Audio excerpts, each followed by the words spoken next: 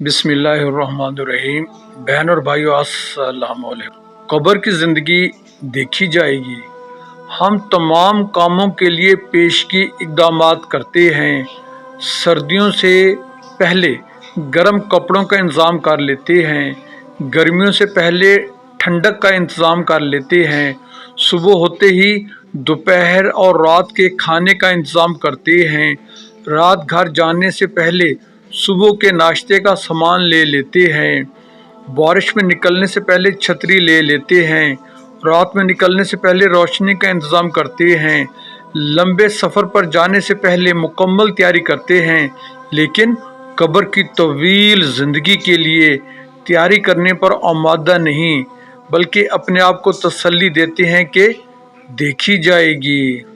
Please subscribe my YouTube channel Rana Waheed ji.